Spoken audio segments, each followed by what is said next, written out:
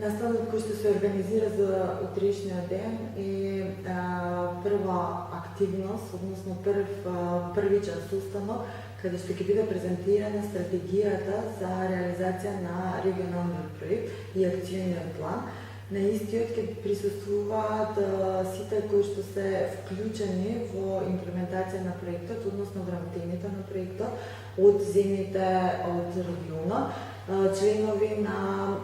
стиринг комитети кои што се вклучени во реализација на активностите на проектот и дополнително гости од ИОШ, партнерска организација со која што Македонското здружение соработува години назад.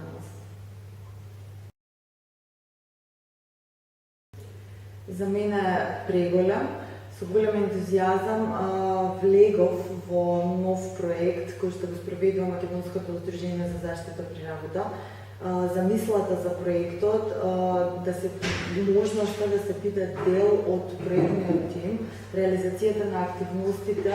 кои што ќе се спроведуваат во исто време како во Македонија, така во Албанија, Косово, Црна Гора и Србија, се голем предизвик кој што ми дава елан и желба за континуирана и целосна лична вклученост во реализација на истиот. Ако досега имав можност да соработувам и да учам од најдобрите и да бидам вклучена во проекти кои што се имплементираат само на територија на Република Македонија, во моментот сето она што Македонското здружение години наназад го остварува, го создава, го спроведува, сега го спроведуваме, односно го споделуваме во регионот преку партнерските организации во тие земји.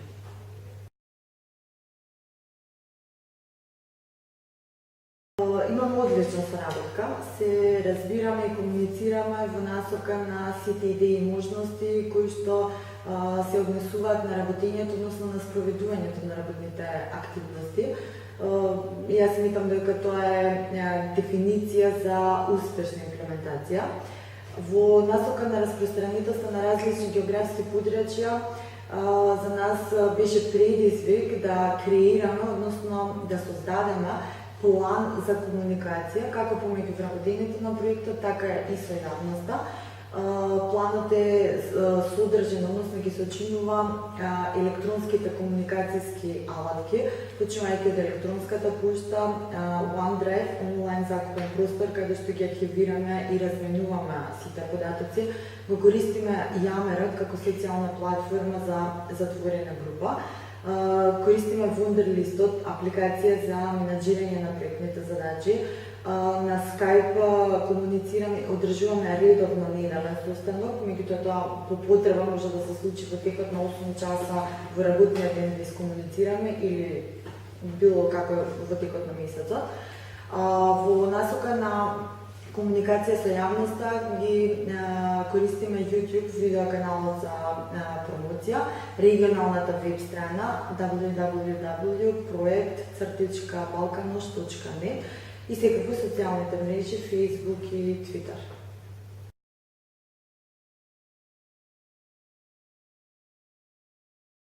Според резултатите кои што ќе произлезат од реализација на активностите кои што се во проектот, една од идеите за одржливост може да се каже дека со зголемување на капацитетите на граѓанските организации се отвара можност за елаборирање на долгорочни стратешки операциони планови за безбедност и здраве при работа и користење на нивни практики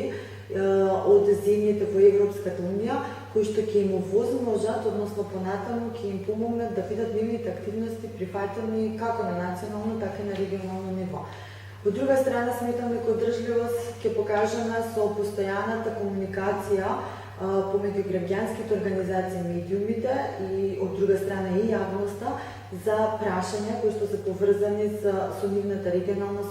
соработка, нивното обмрежување, прашања од областа на безбедност и здравето при работа, како и подобрување на условите за работа. И би сакала тука да напоменам дека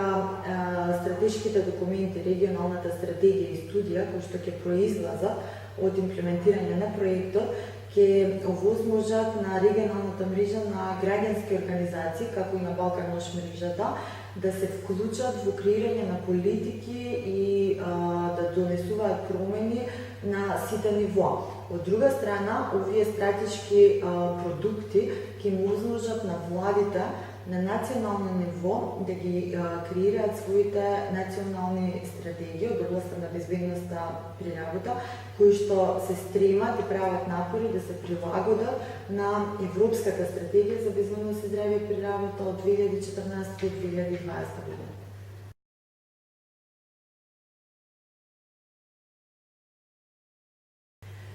Јас сметам, моје лично мислење, за да се влие за намалување на бројот на жртвите предизвикани од било кој фактор, во овој случај канцерогените фактори, првично би требало да се спроведе кампања која што ќе влие на подигнување на свеста, односно која што ќе даде одговор на прашањата